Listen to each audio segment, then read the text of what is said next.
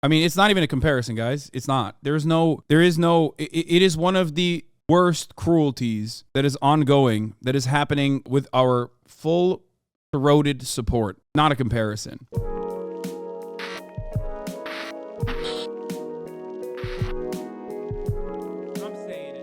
50 people are said to have been killed and many more injured in a blast at the Jabalia refugee. And yes, Secretary of Antifa, you are correct.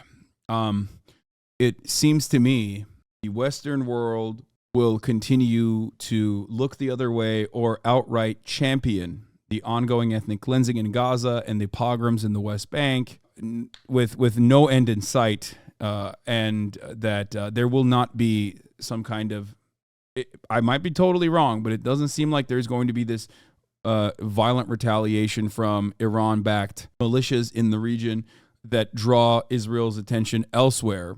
So it just kind of seems like what is happening thus far is going to continue happening until, I guess, the Israel's interest in blood is satiated.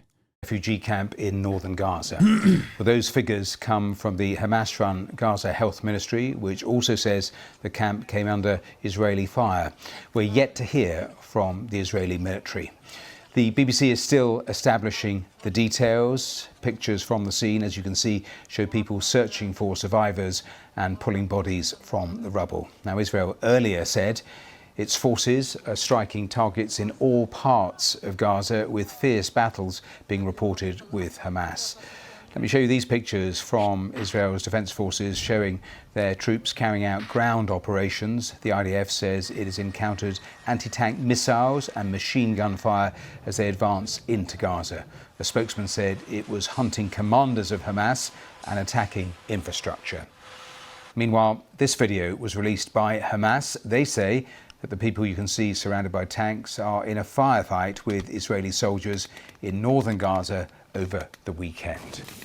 The Palestinian Red Crescent says the area around the Al-Quds hospital in Gaza City has again been under heavy... Yeah, no, Israel, since then, Israel's, of course, confirmed that the strike was done by them on Jabalia. The health ministry says more than 8,500 people have been killed in the past 3 weeks.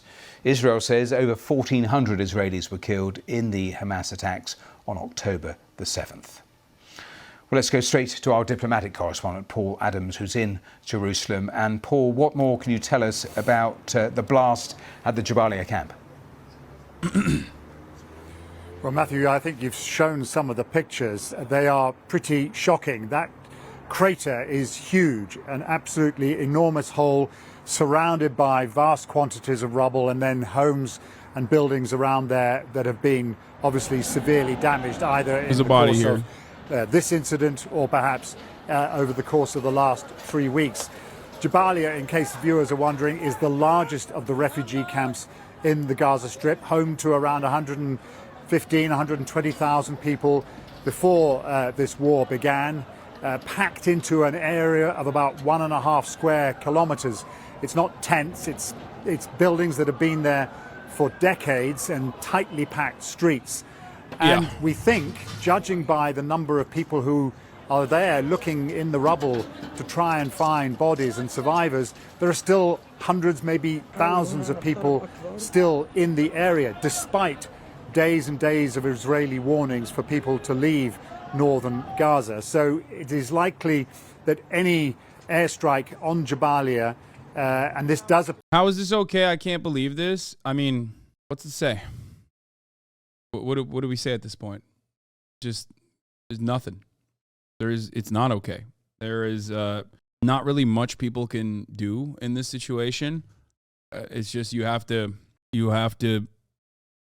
keep applying pressure to Western governments to shut the money faucet and shut the bomb faucet, or at least threaten to shut the missile faucet and the money faucet to Israel, unless they do a ceasefire and engage in hostage negotiations.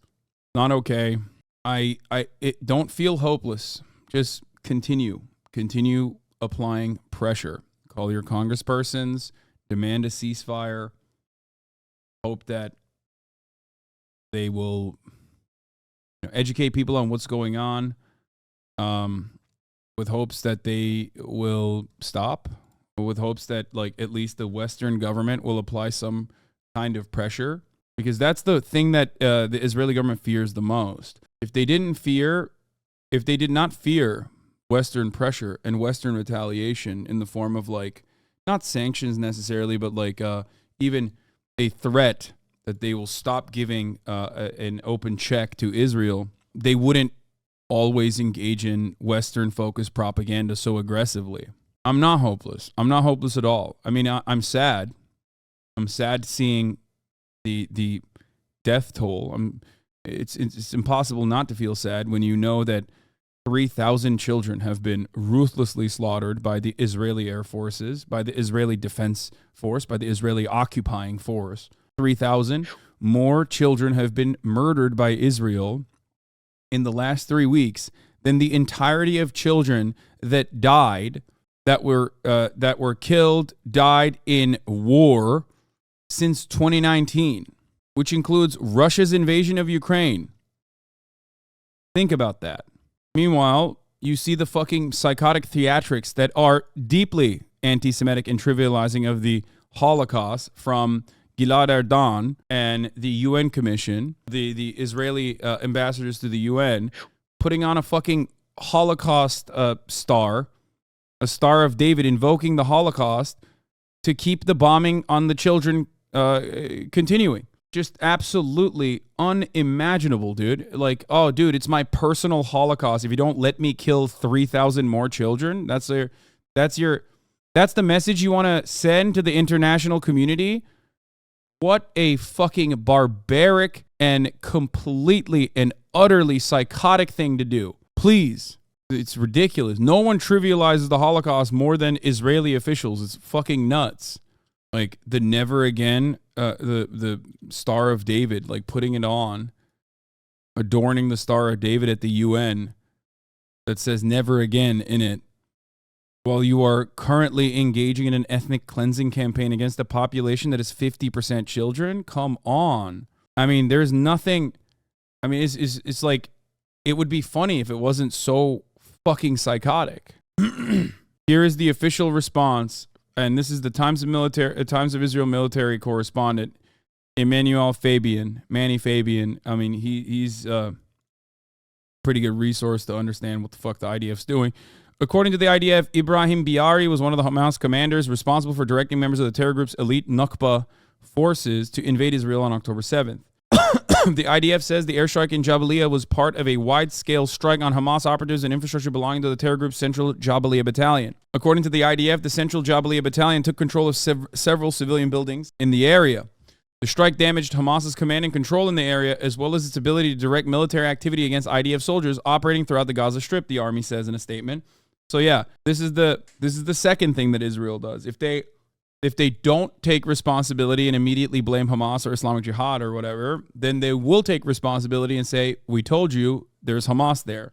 It says numerous terrorists were killed with Biari, and underground terror infrastructure embedded beneath the buildings used by terrorists also collapsed after the strike. Yeah, this part I don't believe at all, but whatever. The IDF also says it reiterates its call to the residents of the area to move south for their safety.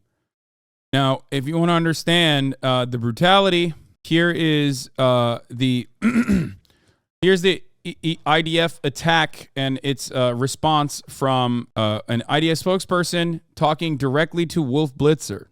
Yes, I can. We were focused again on our target, a senior commander, Wolf, and we'll be updating you with more data as the hour moves ahead. But even if that Hamas commander was there amidst all those Palestinian refugees who are in that Jabalia refugee camp, Israel still went ahead and dropped a bomb there, attempting to kill this Hamas commander, knowing that a lot of innocent civilians, men, women, and children, presumably would be killed. Is that what I'm hearing? That's not what you're hearing, Wolf. We're focused on this commander. Motherfucker's Scottish, bro. What the fuck? Yo! At first I thought he had an Israeli accent of sorts that I had never heard. Yo! What the fuck? Are my ears deceiving me? Are you fucking telling me He moved to Israel when he was 4 years old? That's not what you're hearing, Wolf. We're focused on this commander, again, who you'll get more data who this man was. Killed many, many Israelis. We're doing everything we can. It's a very complicated battle space. There could be infrastructure there. There could be tunnels there. We're still looking into it, and we'll give you more data as the hour moves ahead. Yo, I'm losing it. Oh my God, I'm fucking losing it, dude. Like, listen, Wolf, there was children there, but we had to kill them. But you know that there are a lot of refugees, a lot of innocent civilians, men, women, and children in that refugee camp as well, right? This is the tragedy of war, Wolf. I mean, as you know... Oh, he's so sad. Look at how sad he is, man. You don't understand. Wolf, it's a tragedy. These children have to be fucking slaughtered, okay? They have to be slaughtered. We've been saying for days, move south. Civilians that are not involved with Hamas, please move south. I'm just trying to get a little bit more information. You knew there were civilians there. You knew there were refugees, all sorts of refugees, but you decided to still drop a bomb on that refugee camp attempting to kill the Hamas commander. By the way, was he killed? I can't confirm yet. There'll be more updated. Yes, we know that he was killed. About the civilians there, we're doing everything we can to minimize. I'll say it again. Does anyone believe this? Like, I mean, you have to have an Israeli boot lodged so far up your fucking mouth that it is like impacting your brainstem to be like, yeah, no, they are definitely trying. They're trying, but oh God, they're just so silly. They're silly billies. Like, oh man, they're trying so hard, except 3,000 children. It's just such a sad state of affairs. They try so fucking hard. I love the argument that people always fucking turn around and present to me, which is so utterly disgusting, morally abhorrent, and also stupid, where it's like, oh, they could just nuke Gaza. No, they can't. You want to know why they can't just fucking nuke Gaza? Because it's literally, it's like nuking North Carolina from the border of South Carolina. You can't fucking just nuke a town next door, okay? The idea that if they wanted to do ethnic cleansing, they could do it so much better. No, killing 2 million citizens is very difficult, okay? It is a very difficult endeavor. It is not as easy as you think it is. It takes a long-ass fucking time. And not only that, but also Israel has to do it in a way where, like, the rest of the world doesn't go, dude, what the fuck are you doing? This is literally the Holocaust. So they have to do it in a way that makes it seem like they're doing it morally. Although everything that Israel is doing fits the legal definition of an apartheid state, and everything Israel is doing in Gaza right now especially fits the legal definition of a genocide. And don't listen to me, listen to a Holocaust historian who has said as much, okay? Hold on. Here is Israeli historian and Holocaust scholar claiming that Israel's treatment of Palestinians in Gaza is a textbook case of genocide. This was, of course, at the time when only, and I can't believe I'm saying this, 2,778 people had been killed, with around 10,000 being wounded. This is from Roz Segal. He wrote an article on the Jewish Currents, professor of Holocaust and Genocide Studies at Stockton University. Segal wrote that Israeli leaders and officials have made their intent clear, noting Israeli Defense Minister Yoav Gallant's comments about fighting human animals, and Israeli Defense spokesperson Daniel Hagari saying the emphasis is on damage and not on accuracy. If you listen to the IDF telling you that there are, if you listen to the IDF and believe them when they are telling you, oh, there's Hamas here, that's why we had to blow them up, then why don't you fucking listen to them when they also said, we're shutting off their food, we're shutting off their water, they are human animals, we do not care about their safety and security, we are there to bomb indiscriminately. It seems like a lot of people want to just not hear that part of the conversation and only focus on the parts where Israel, in the aftermath of yet another bombing campaign that was objectively brutal and unimaginably cruel, says, oh, they deserved it. Israel's official account on X, formerly known as Twitter, said, unlike the barbaric enemy we're fighting, we do everything we can to keep innocent civilians safe. They don't. They do not. Segal said Israel is perpetrating 3 of the 5 acts that fall under the UN Convention's definition. the dropping of thousands and thousands of bombs in a couple days, including phosphorus bombs, as we heard, on one of the most densely populated areas around the world, together with these proclamations of intent, this indeed constitutes genocidal killing, which is the first act. Israel is also perpetuating act number 2 and 3. That is, causing serious bodily or mental harm and creating conditions designed to bring about the destruction of a group by cutting off water, food, and supply of energy, bombing hospitals, ordering the fast evacuation of hospitals. Segal added, noting that the World Health Organization has called the orders to evacuate hospitals a death sentence for the sick and injured. So we're seeing the combination of genocidal acts with special intent. This indeed is a textbook case of genocide, he said. In his op-ed, Segal also said that the leaders in the West had reinforced this racist rhetoric of Israeli leaders and officials by describing Hamas's attacks as evil. This dehumanizing language is clearly calculated to justify the wide-scale destruction of Palestinian lives. The assertion of evil in its absolutism elides distinctions between Hamas militants and Gazan civilians and includes the broader context of colonization and occupation, he wrote. Told Democracy Now! That the attack by Hamas was a horrendous war crime, but using the term evil to describe the militant group is to decontextualize and enhance the widespread fantasies of Israelis today that they are fighting Nazis. He referred to a recent television interview where former Israeli Prime Minister Naftali Bennett lashed out at an anchor asking about the Palestinian civilians suffering in Gaza by declaring, "We're fighting Nazis." There's a long history of this shameful use of the Holocaust memory, which Israeli politicians have used to justify, rationalize, deny, distort, disavow mass violence against Palestinians, Segal said. And it has allowed also a view to develop that sees Israel as somehow exceptional, providing it impunity. The truth, however, is that all perpetrators of genocide actually see their victims as dangerous, vicious, as inhuman. That's how the Nazis saw the Jews, and that's how today Israelis see Palestinians. They are behaving in a manner that is absolutely consistent in the same exact way that Nazis behaved during World War II, okay? In their treatment of Jewish people.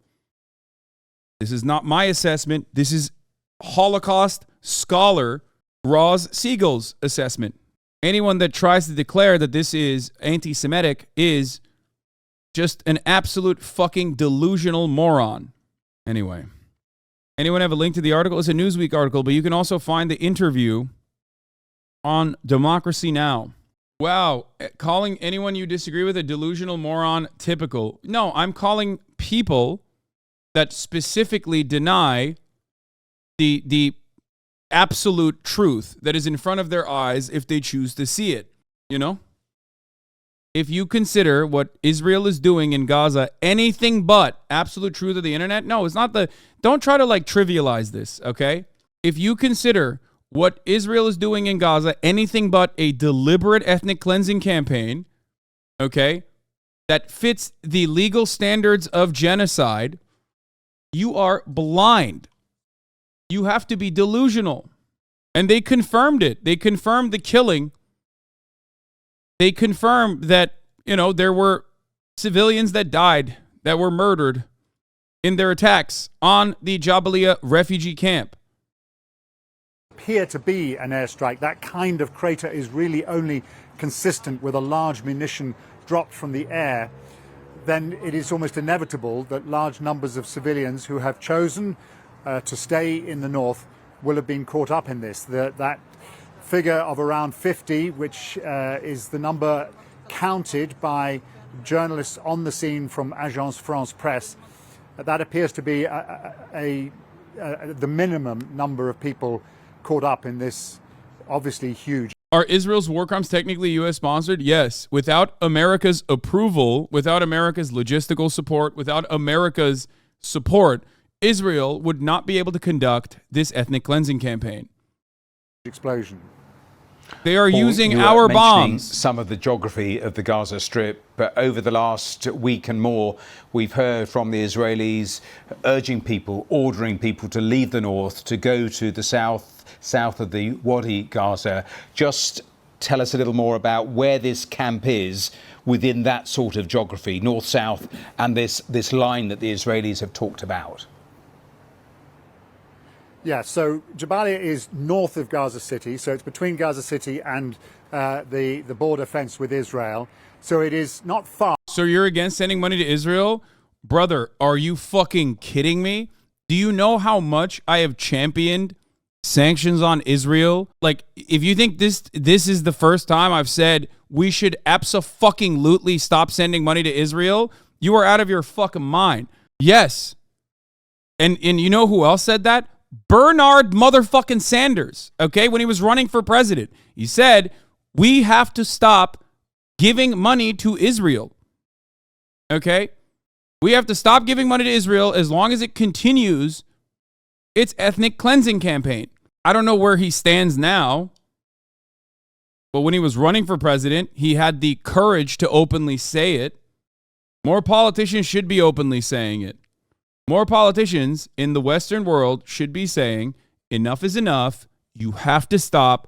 Unless we do a ceasefire immediately and an end to this occupation immediately, not a single dollar goes into Israel. Anthony Blinken wants to send aid. I just watched him talking about sending aid. Yeah, they're fucking genocidal monsters in the American State Department. Of course they want to send aid. They already have. Why do you think there was such pushback on the hospital but not the refugee camp? I mean, if the Israeli officials said we didn't actually bomb Jabalia and that it was also another Hamas rocket, there would still be plenty of back and forth in the media about how maybe it did just kind of do that to itself.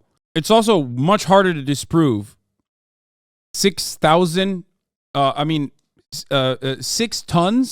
of munitions and the crater that it leaves behind is impossible.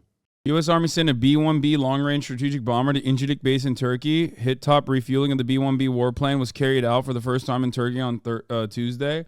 Well, that's also one of the other reasons why I think it's fucking laughable when Erdogan says, oh my God, I'm going to show you, Israel, that you're wrong. Remember, those are the same bases that were utilized in the fucking coup d'etat that failed in Turkey. But guess what? Turkey's relations with America could not be better, okay? In theory, Erdogan could fucking talk shit all day, every day. But in practice, there's no love lost. After all, America allowed Erdogan to take control over the northern Syrian corridor. What do you think happens there? Kurds live there. What do you think happens to them? A parallel can be drawn in the way that America utilizes Kurdish militias in the Middle East anytime they want to fight against any kind of combatant or engage in destabilizing actions or literally use the Kurdish militias that they train and arm against other militias that they also are responsible for creating, like fucking ISIS, right? And then when they're done, when they've outlived their usefulness, they just fucking allow Turks to come in and do whatever the fuck they want. This, in a way, draws a parallel to the way that the Iranian administration views Hamas and any kind of Palestinian resistance against Israel. Kurds are seen not as a group that is ethnically displaced, that has 35 million living in diaspora with no fucking, no state, okay? But instead, a group of militants that they can use upon, that time and time again, America has absolutely fucking left behind.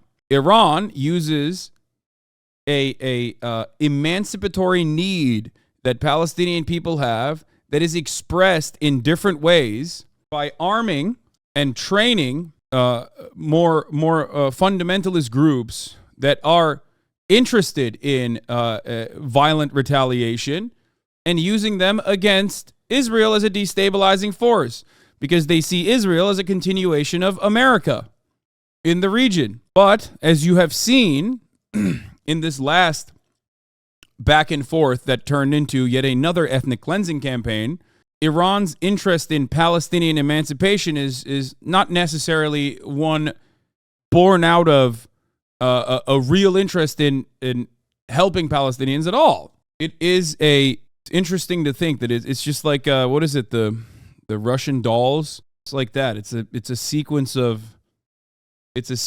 different regional actors utilizing militias against one another. The Matryoshka nesting dolls, exactly. Don't you think Turkey are colonizers in the same way Israel has colonized Palestine?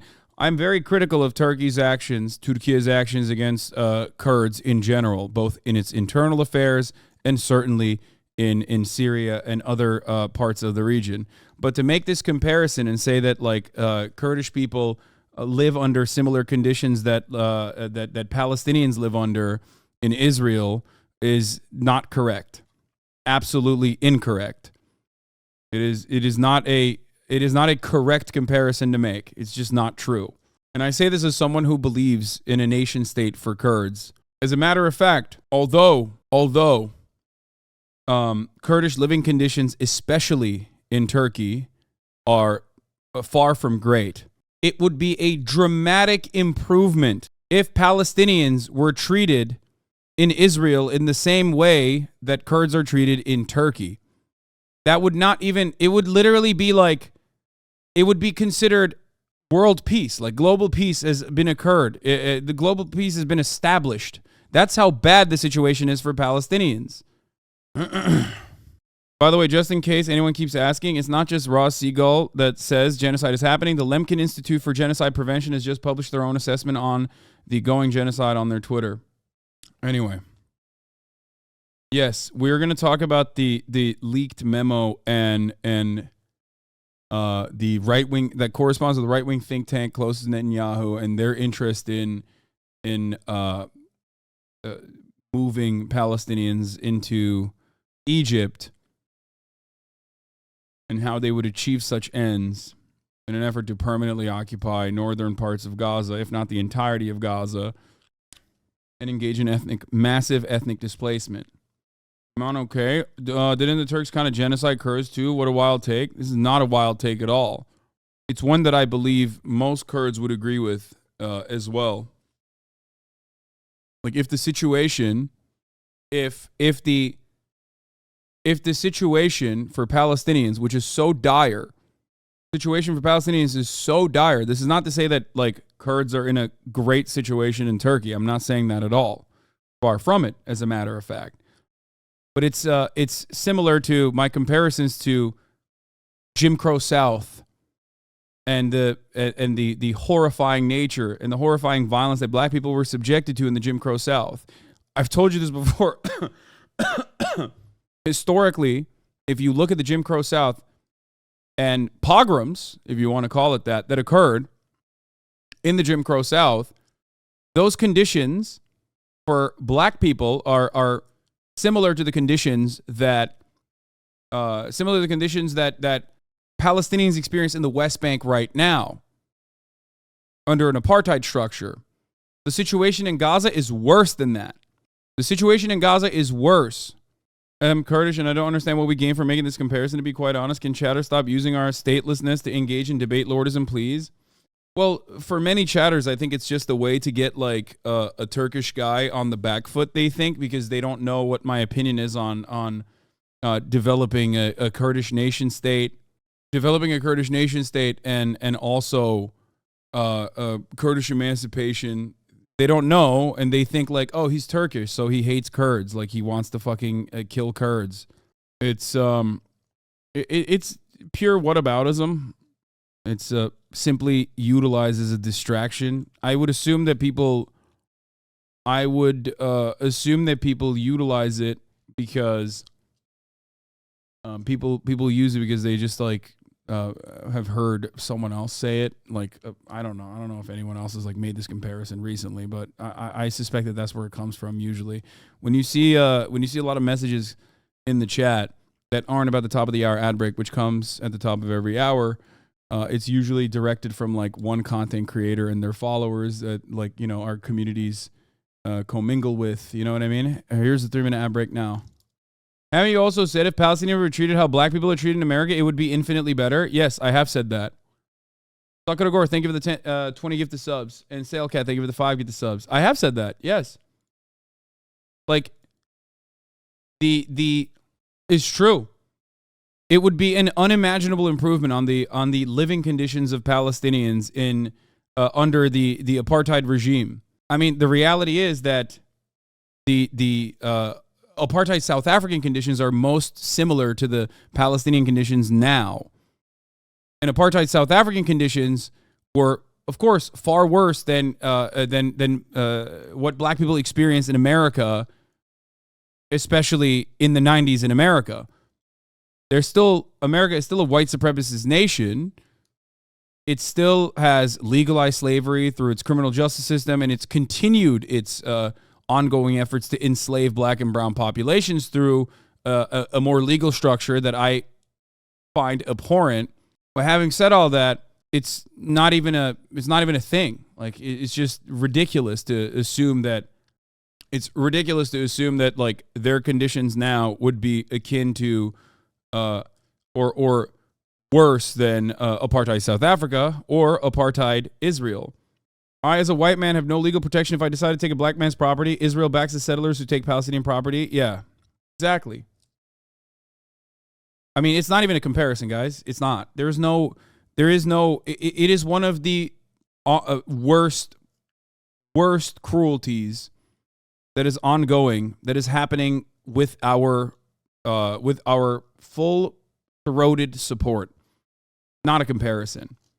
Remember the black jogger in Atlanta and the lynch mob that came for him and killed him? Those guys went to jail. Okay?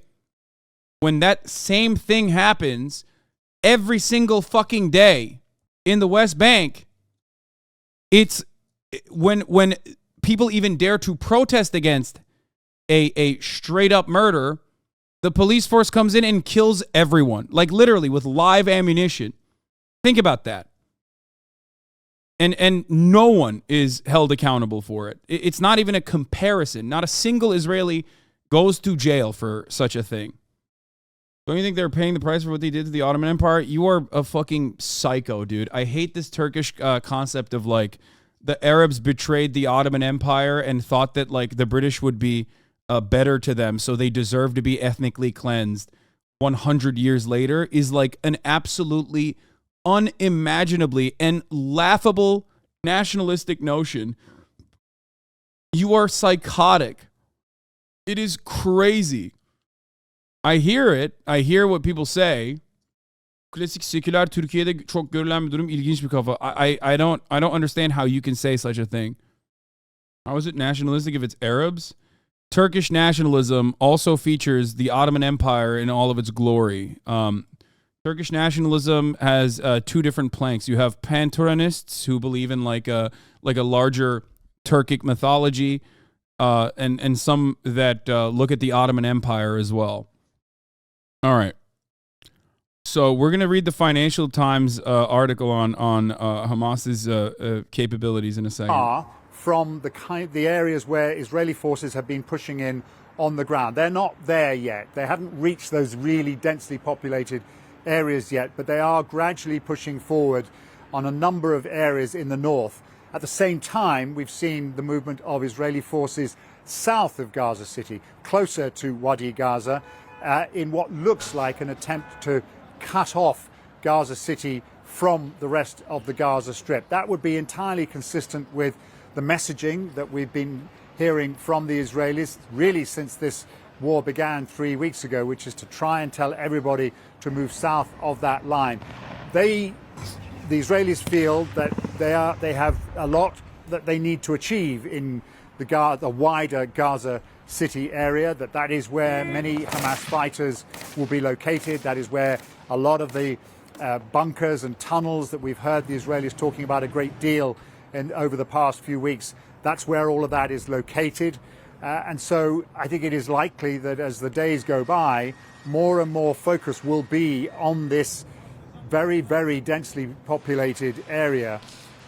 What we don't know is how many people, civilians, remain in that area. We do know that there are thousands of people sheltering at Shifa Hospital, where the Israelis allege that Hamas has bunkers underneath. We know of thousands of people sheltering at the Al-Quds Hospital in another part of Gaza City.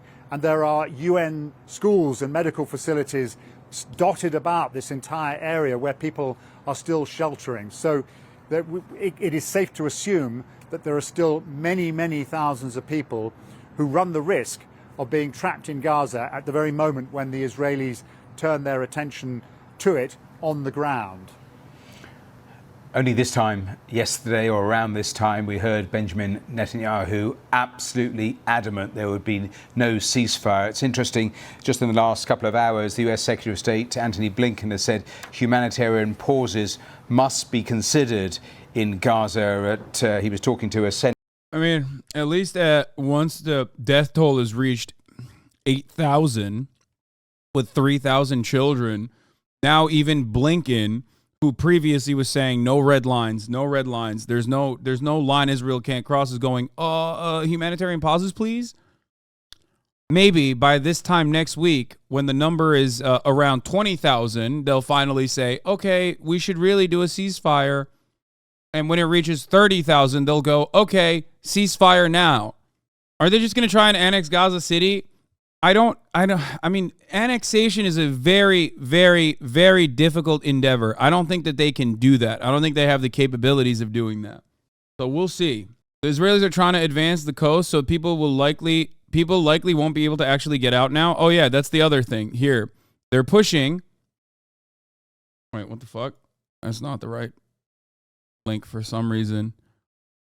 But yeah, IDF box confirms. Blitzer, you know there are a lot of refugees, innocent civilian men and women. IDF spokesperson, heck, this is our tragedy of war, Wolf. We've been saying this for days. Move south. Here is the ongoing activity on the ground. This is all the northern part of Gaza. The Palestinian Interior Ministry in Gaza said the occupation forces are trying to reach the Al-Rashid Street from Salah al-Din Street on the eastern side on the outskirts of Gaza City. So they have started coming in from the north, and they are moving as well all the way to the beachfront so they can shut off the entirety of northern Gaza. Why is annexation difficult? I don't know. Ask motherfucking Russia. Okay? Annexation is so fucking impossible to do unless the civilian population already is like has been ethnically displaced a ton of years ago, like for hundreds of years. Okay? I'll give you an example. Okay? Russia cannot annex Ukraine, but Russia was able to annex Crimea with very little difficulty. There is a difference. Why? Because the ethnic Crimean Tatars had already been ethnically displaced for hundreds of years. So the majority of the Crimean population was already Russian.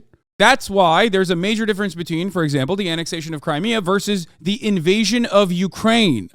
You cannot invade a country and assume that you can just maintain this country.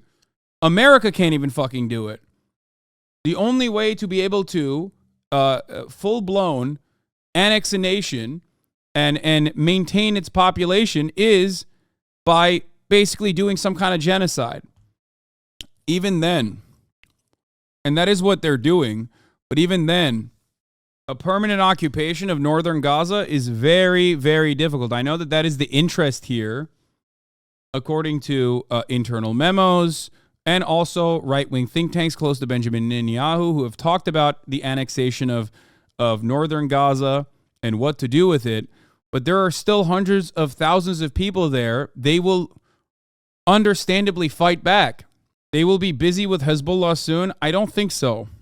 Like I said, I think that that either due to some private correspondence, private back and forth, and possible normalization occurring with Iran through private channels, or I don't know what the other reason could be.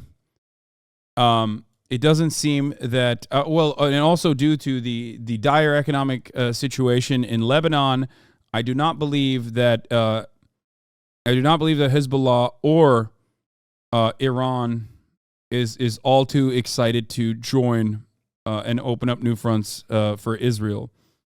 There's also 2 fucking aircraft carriers in the region, Americans. 900 soldiers have been deployed, 2 aircraft carriers. There is just posturing with cryptic statements from Iranian officials and Hezbollah as well. But beyond that, it's mostly just Iranian-backed forces like the Houthis in Yemen and Hezbollah just, sending rockets into northern Israel, but it's just pot shots in comparison to what constitutes like an actual full-blown ground invasion. Senate hearing, but even a pause looks really unlikely at the moment, doesn't it? China said that they were sending their Navy ships. Things are going to get heated. I don't think so. I mean, China has two competing interests. One is their trade relationship with Israel, which is very important. But two, China also, of course, will always try to undermine America's influence. Chinese Navy ships are in the region due to regular, I mean, not even in that region, but like Chinese Navy has been conducting training operations. You just got hinkled, in my opinion, when you think that like China is going to go there and like fucking fight against America. Especially because Chinese operations, especially against the United States of America, have always been incredibly restricted, incredibly tempered. I think it does, and actually a pause will not even affect Gaza City at all. The Israelis have made it clear that nothing that goes into Gaza, no aid that goes into Gaza, will go north of that Wadi Gaza line. That, for the Israelis, is absolutely essential. They're happy for aid to go in to the south, to the area where many, many hundreds of thousands of people have fled and are now sheltering, some of them in tents.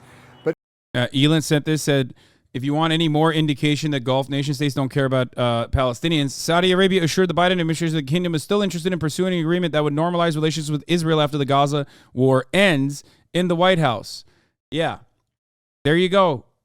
For all of you who thinks that like the Ummah or the Gulf leaders would ever reflect the interests of like the Muslim population around the fucking planet. Saudi Arabia has been America's greatest ally. Saudi Arabia literally did 9/11 and America was like, you're our fucking goat. You're our king. We love your oil. Okay? Saudi Arabia and Israel have in all but name already had good relations. Just because it's not like officially recognized does not change that reality. And this goes for all of the Gulf nation states. This also goes for Turkey. The interests of the populations are not reflected by the actions of their leaders. You have to remember this. Okay? And this is especially so in like a fucking Muslim theocracy like Saudi Arabia. It's a kingdom.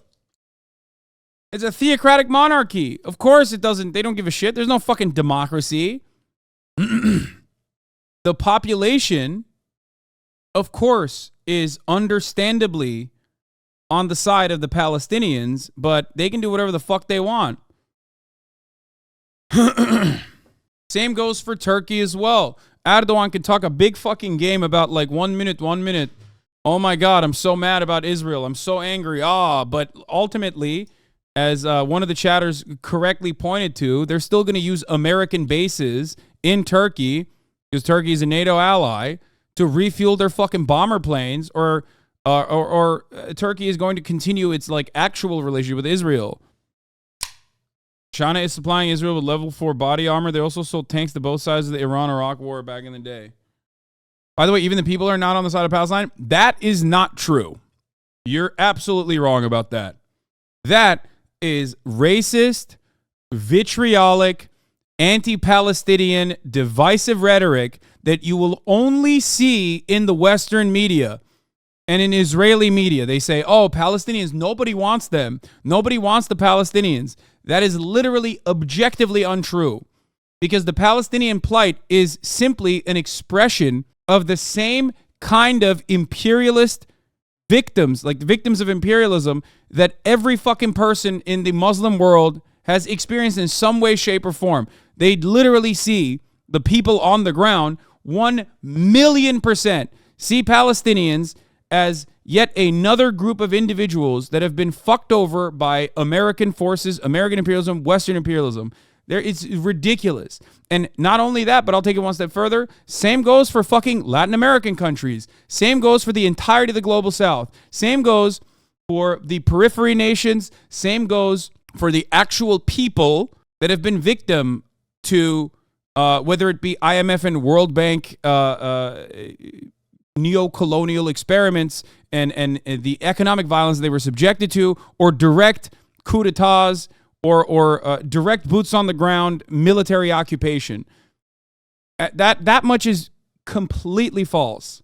I know, but many people there are not on their side. They have not come forward and said it. You're wrong. How can you look at even a place like England with 500,000 people taking to the fucking streets? England, okay?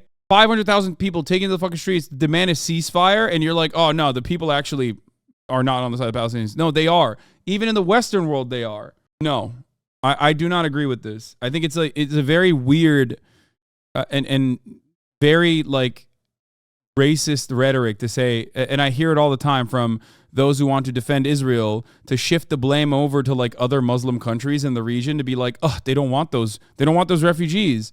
They don't want those refugees. They hate the Palestinians. They think Palestinians fucking suck. All they know is like being a refugee and taking billions of dollars from UNRWA.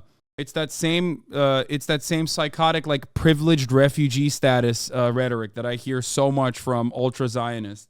The populations in Gulf nation states, of course, are on the side of the Palestinians. The leadership, however, is not. The leadership is on the side of the United States. These are client states. Gulf countries don't see mass demonstrations because their government are extremely authoritarian and oppressive and would absolutely arrest every single person who dares to think protest. What do you mean? They still happen, though.